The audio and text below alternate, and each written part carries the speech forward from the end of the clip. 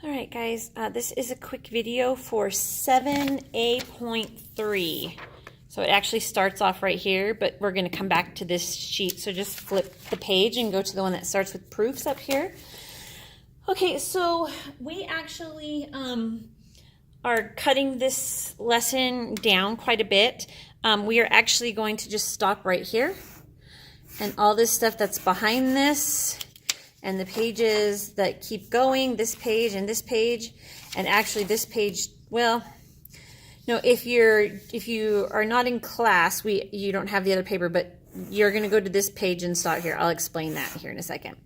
Okay, so the reason why we're cutting this down is because our core does not actually require us to teach you guys proofs, and since it's not on Sage and it's not in the core, then we're just going to not do that right now, and you'll learn that in 10th grade. But we are going to talk about what you need to do a proof. So to prove that two triangles are congruent, you need to show that three pairs of corresponding parts are congruent. Okay, so we've discussed 5 different methods. This is what you learned in 7A.2, the SSS, SAS, AS, all those 5 that we learned.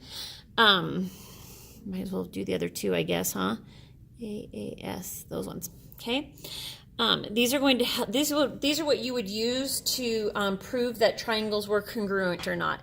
But like I said, we are not going to actually do proofs, but we are going to look at these and we're going to see if we have enough information to prove based on one of these 5 things. So we want to look at these examples and decide if we have enough information to prove that triangles are congruent. So on this one right here, we want to know, is triangle IHJ congruent to JHK? Okay. Now, when we look at this, remember, we need 3 pairs of corresponding parts. That means either 3 sides, 3 angles, 2 sides and an angle. It's these right here, okay? We need 3 of these. And what it means by pairs is either sides or angles. Okay. All right, so when I look here, I have a side and I have a side that's congruent. I only know 2 pieces so far. But one thing that I do know is that if a triangle is sharing one side, like for example, this right here, this HJ line right here, if it's sharing that side, then it obviously has to be congruent because it's the same side. So in this case, we have a third side. And so this one is congruent based on side, side, side. Okay. So over here on this one, is triangle DEG congruent to FGE? Okay. Now I see here I have an angle where they are congruent, and I have a side where they are congruent. And again, I have this side that they share. So I have 2 sides and an angle. So when I look over here, the only way that this can be proved to be congruent is if it's the side angle side, because it's the only one that has 1 angle and 2 sides. Okay, so remember when we're talking about side angle side, this angle is very specific. It has to be the angle that's created by the 2 congruent sides. So that what I mean is, okay, here's one congruent side. This one right here is my other congruent side. When they connect, they make this angle right here. Now, if this is the angle I'm talking about, then I can use SAS, which it is. And so in this case, it's yes by SAS. If it had been this angle here or this angle over here, and we were still doing these 2 lines, then it wouldn't have been, because we cannot use the SSA one as a postulate to prove congruency. All right, triangle MNO, is it congruent to RON? Okay, so I know that these 2 angles are congruent because they're both 90 degrees. So I have an angle. And these sides right here are congruent, so I have a side. Now I also know that this side right here is congruent because they share that side. So there's another side. Now just like we were talking about here, I have two sides in an angle, and in order to use SAS, it has to be that angle that's connected by the two sides. So in this case, it would have to be this angle right here in order to use SAS. But there is another theorem, the HL theorem, the Hypotenuse Leg Theorem, that tells me that I could probably use that one here. And that's because, remember, with a hypotenuse theorem, I need a right angle, which is a 90-degree angle, which I have, okay?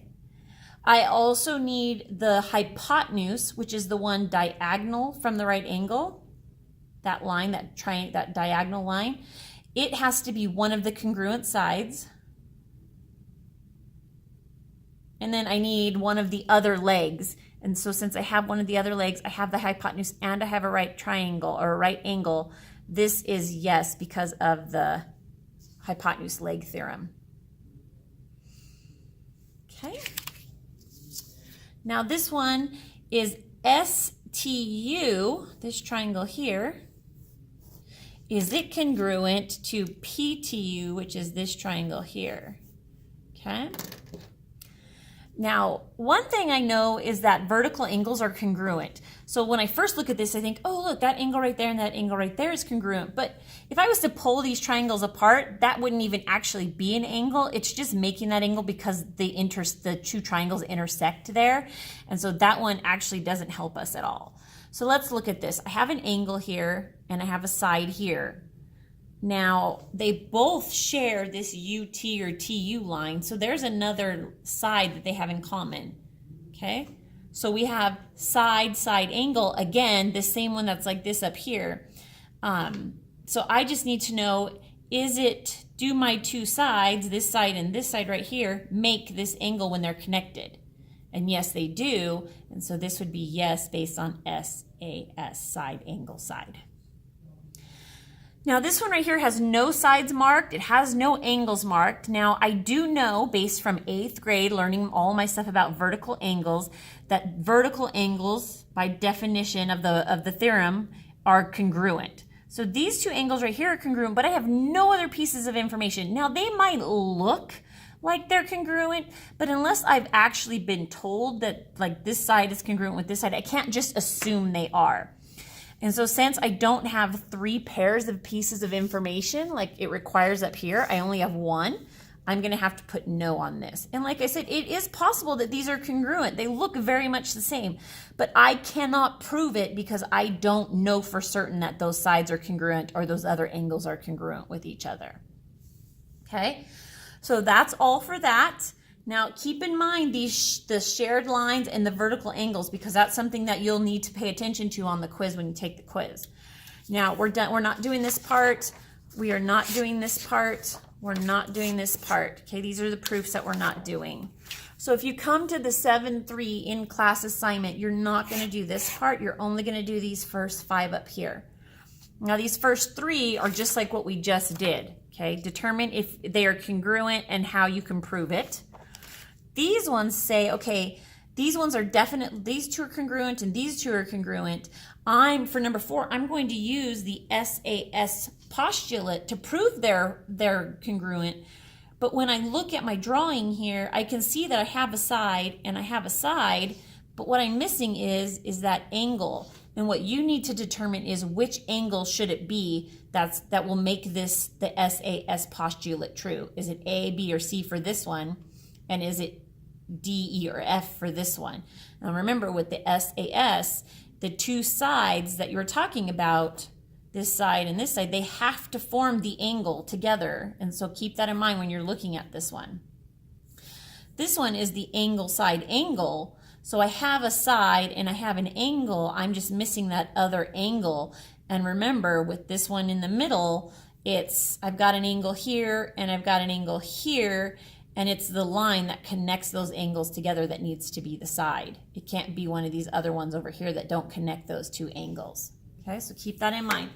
All right, so that is all. I know that you have, where's it at? This paper also. And since you're not in class, you don't have the cutout paper. So it looks like this.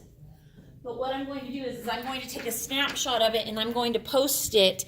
And all you need to do is tell me what numbers match up. Do you see the numbers in the corner right here? So like, for example, I'll do this first one for you, this SSS one. So this is a side, side, side. So as I look through all of these, I'm looking for ones that have 3 sides that are marked. So if you look at number 1, it's got a side, and a side. So this is one of them. And then as I kind of look down, this one, this A means angle. So this is this angle. This is a right angle, an angle. Oh, here you go, 6. So 6 has 3 sides and no angles marked. So the first one would be number 1 and number 6. And then what you need to write over here is that triangle, and it doesn't matter what order you put these in. So this one, I'm going to put it in A, B, C. But then when I look at this, I have to make sure that I pick the right way here. So if you look, A is the angle that connects the lines with 1 and 2 on it. So when I look here, here's my line with 1, here's my line with 2. So my first one has to be M. Is congruent to triangle M. And then B connects line 1 and 3. Line 1 and 3 is L. And then the only last one left is K. So K has to work with C. Okay?